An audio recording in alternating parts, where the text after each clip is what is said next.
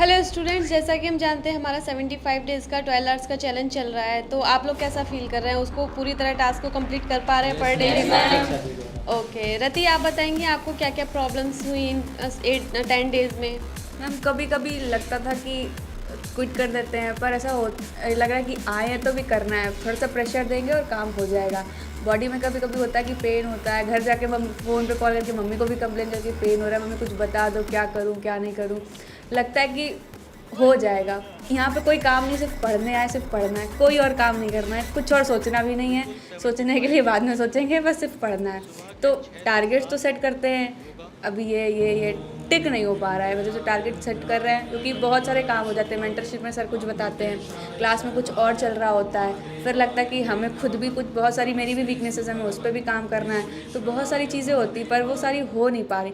कुछ कुछ हो रही हैं, चंक्स में हो रही हैं। पहले सोचते हैं मतलब इतना करेंगे, मान ली एक टॉपिक का पूरा टारगेट बनाया, पर उसके साथ शायद एम्स ही पढ़ पाए पूरा, या चैलेंज है उसके क्या अपॉर्चुनिटीज़ होंगी, वो सब पे पहुंच ही नहीं पाए क्योंकि मुझे अभी वो ज़्यादा बातें पता ही नहीं है। तो मैं ज़्यादा सोच करने के चक्कर में वो थोड़ा टारगेट तो बड़ा बनाते हैं, पर थोड़ा करके कंप्लीट हो आपको पा अभी रहा है। 10 डेज हुए हैं ना, जैसे जैसे आपको प्रैक्टिस होती जाएगी तो आपके टास्क ज़रूर कंप्लीट होंगे। Hope so ma'am. ओके, आपको कितना टाइम हुआ है सरजीत? 8 days में। 8 डेज हुए हैं। आपने इससे पहले कभी ऐसे टास्क कंप्लीट किए या कहीं देखे?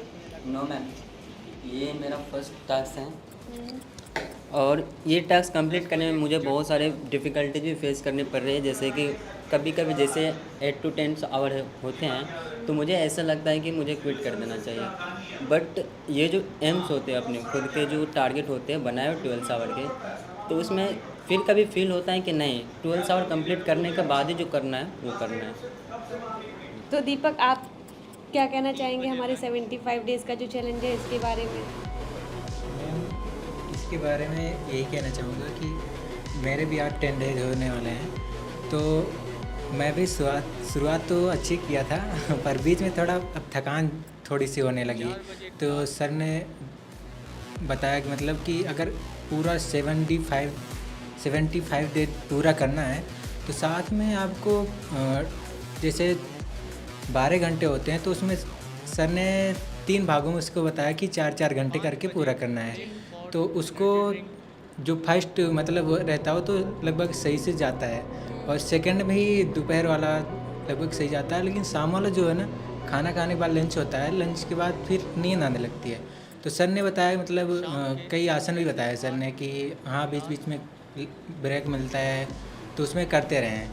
और अगर पूरा यानी कि 75 डे पूरा करना है तो धैर्य के साथ और एक जो है कि मतलब कॉन्फिडेंट के साथ मतलब पूरा करना है, और उसमें जो बताएं सर उसको फॉलो करते हुए के चलना है।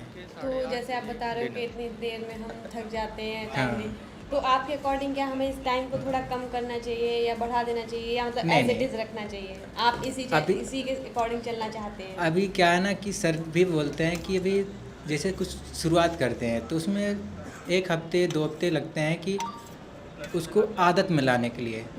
उसके बाद अगर वो आदत बन गई तो फिर मुझे भी 2-3 दिन पहले थोड़ा लगा कि हाँ दिक्कत हो रही है, पर अब ज़्यादा नहीं लगता है। ओके। हाँ, और साथ में काफ़ी समय मेरा बच जाता है और अच्छा भी लगता है, कॉन्फिडेंस के साथ होता है सारा काम। ये मतलब आप मोटिवेट रह रहे हैं? Yes। अच्छी बात है ये तो जैसा कि हम जानते हैं हमारे स्टूडेंट में वही जोश है, वही एक्टिविटी प्रॉपर तरीके से है, इनको कोई प्रॉब्लम नहीं हो रही है चैलेंज क्विट करने में। ये अभी भी बोल रहे हैं कि हम इसी तरह रहना चाहते हैं चैलेंज के साथ। मनी, आप बताइए, आप जो एक्सपेक्टेशंस लेके गुरुकुल में आए थे, क्या वो आपको फुलफिल हो रही है? जैसा सोच कर आए थे उस तरीके के टास्क, क्योंकि गुरुकुल में 12 आवर्स का रूटीन चलता है, तो क्या कहना चाहेंगे आप कि उसी तरीके से जो आप सोच कर आए थे वो चीज़ें आपको वैसा मिला है या नहीं? मैम वैसा भी मिला है और उससे बेहतर भी मिल रहा है। जैसे कि 12 आवर जो चैलेंज है मैम, तो पहले उतना देर बैठ नहीं पाते थे, बट अब आदत लग गई है 8 डे में मैम। तो पैर तो हल्का दर्द होता है मैम, नींद भी आती है क्लास में, बट सर उजांग सर हम लोग के लिए जो प्रोवाइड करवा रहे हैं तो वो तो हम ही लोग के लिए मेहनत कर रहे हैं मैम। तो सेल्फ मोटिवेट भी है एक तरह से। और हरदम उजांग सर की एक लाइन थी कि खुद ही को कर बुलंद इतना कि खुदा भी पूछे बतला तेरी रजा क्या है। तो मैम इससे भी, इस लाइन से भी मोटिवेट रहते हैं। और मैम और एक और लाइन था कि मैम कि जितने भी मेहनत करो, कुदरत उस मेहनत का एक भी जर्रा व्यर्थ नहीं जाने देता है मैम। तो मैम इसी से मोटिवेट है मैम। और 8 डे हुआ है मैम मेरा, तो बस वर्क चल रहा इसी टास्क के साथ कंटिन्यू है। Yes ma'am. बिल्कुल नहीं चाहते कि इसमें कोई टाइम कम हो या कोई टाइम नहीं मैम, ज़्यादा भी हो जाए तो 1-2 घंटे में, चलेगा, बट लेकिन कम नहीं चलेगा। यस मैम, क्योंकि आदत पड़ गई है मैम 12 बहुत आवर अच्छी की। बात है ये तो। चलिए, थैंक यू। अच्छा रुचिका, आपके अकॉर्डिंग क्या करना चाहिए? हमारा जो ये टास्क चल रहा है इसमें हमें और इम्प्रूवमेंट करना चाहिए या क्या करना चाहिए आपके अकॉर्डिंग? आप बताइए। पहले तो एक छोटा सा फीडबैक देना चाहूँगी मैं अपना।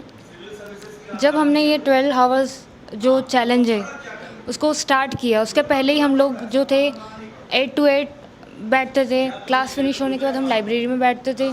तो बैठने का तो हमारा शेड्यूल था कि हम बैठते थे, लेकिन मैम उस प्रॉपर वे में नहीं बैठते थे। हमारे टास्क जो थे कभी कभी, क्योंकि हम जब सेल्फ कुछ ग्रुप्स में कुछ फ्रेंड्स अगर बैठते थे तो प्रॉपर हमारा जो टास्क था वो कंप्लीट नहीं हो पा रहा था। लेकिन अभी यहाँ अगर हम 12 आवर्स चैलेंज का देख रहे हैं तो उसमें हम सभी लोग अगर साथ में बैठ कर पढ़ रहे हैं तो हमें मतलब अगर हम खुद भी अगर ना पढ़ना चाहें तो साइट वाले अगर हमारे फ्रेंड पढ़ रहे हैं तो हमें देख के यार वो पढ़ रहे हैं, हमें भी पढ़ना चाहिए। इसीलिए हमें और मोटिवेशन मिलता है। क्लास में सभी पढ़ते हैं, बिल्कुल शांति होती है, लाइक लाइब्रेरी।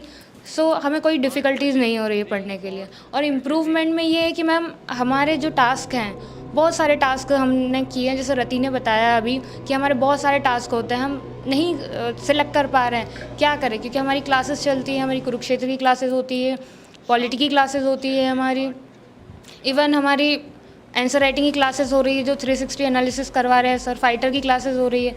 मैम सभी में सब्जेक्ट कुछ अलग अलग जा रहे हैं। यस मैम, पॉलिटी पढ़ रहे हैं हम, 360 में हम जियोग्राफी प्लस पॉलिटी पढ़ रहे हैं। उसके साथ ही हमने कुरुक्षेत्र में हमारा इकॉनमी चल रहा है।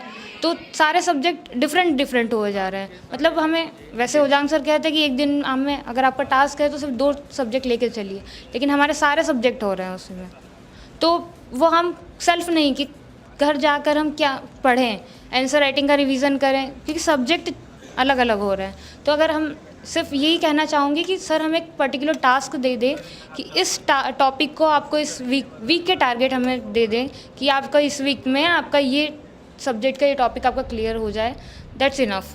हमारा अगर वन वीक करके भी हमने अगर कर लिया तो हमारा हो जाएगा। तो इम्प्रूवमेंट की नीड है, तो हर्ष आप क्या कहना चाहेंगे इसके अकॉर्डिंग? मैम वैसे तो कहा जाए तो हमारा तो जो 12 घंटे का स्टडी चैलेंज है, लेकिन अगर हमारा गुरुकुल का पूरा शेड्यूल देखें तो उसमें सिर्फ हमको 8 घंटे ही हैं जो हमें सिर्फ सोने के लिए मिलते हैं। बाकी हमारा पूरा गुरुकुल शेड्यूल्ड है। 8 घंटे से भी कभी कम समय, 8 घंटे से भी कम समय, लगभग 7 साढ़े 6 या 7 घंटे ही मिल पाते हैं। और सुबह जैसे हमारी योगा होती है तो योगा क्लास, योगा के बाद मेडिटेशन, देन मेंटरशिप के बाद फिर हमारा न्यूज़पेपर एनालिसिस होता है। इसके बाद हम हमारे ग्रुप्स बनाकर न्यूज़पेपर एनालिसिस करते हैं। इसके बाद हमारी अलग अलग क्लासेस होती हैं। और सर ये बोल रहे थे कि अगर इस शेड्यूल में आप ये देखे बिना कि आपसे पढ़ाई हो रही है या नहीं हो रही है, ये बात की बात है। सर ने एक बहुत अच्छा एग्जांपल दिया था ट्रेन के डिब्बे का। हम जब ट्रेन में या बस में बैठे होते हैं तो हमको पता है बस भले धीरे चल रही है, तेज़ चल रही है, लेकिन हमको हमारी मंजिल तक पहुँचा देगी। तो ऐसे ही है, हम अगर आप इस शेड्यूल में सिर्फ बैठ गए ना तो इसके लिए आपको ये सोचने की ज़रूरत नहीं है कि आप कैसे होगा क्या होगा, आप अपनी मंजिल तक ज़रूर पहुँचेंगे। और इम्प्रूवमेंट के लिए अगर जहाँ तक बात की जाए तो इसमें लगभग सभी सफिशिएंट चीज़ें हो रही हैं और अभी मेरे हिसाब से अभी कोई इम्प्रूवमेंट की ज़रूरत नहीं है। उससे कहीं ज़्यादा, उससे कई एक्सपेक्टेशन मतलब 100% से 110% मिली है यहाँ पे। तो जैसा कि हम देख रहे हैं हमारे स्टूडेंट में आज 10 डेज़ में भी वही जज्बा है जो फर्स्ट डे 1 में था, और अभी ये पूरी हैप्पीनेस के साथ इसे कंप्लीट कर रहे हैं टास्क को। तो बाकी आगे भी यही बुलंदी रहेगी। ओके ठीक है। हाय, क्या आप भी आईएएस की तैयारी करना चाहते हैं? क्या आप पीसीएस की तैयारी करना चाहते हैं? बहुत दिनों से आप स्ट्रगल कर रहे हैं, लेकिन इसके बावजूद भी आपको सफलता नहीं मिली। भागदौड़ करने के बावजूद भी आपको कोई सॉल्यूशन नहीं मिल रहा है। सिर्फ आपका टेंशन बढ़ रहा है, आपका पेशेंस जवाब दे रहा है। इसी टेंशन को दूर करने और आपकी हर एक समस्या का समाधान लेकर आए हम, यानी ओजांग Gurukul campus.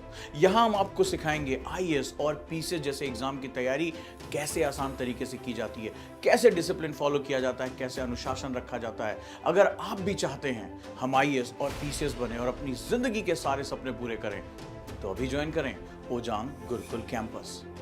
Because when we support the word selfless, the whole universe will support you endlessly.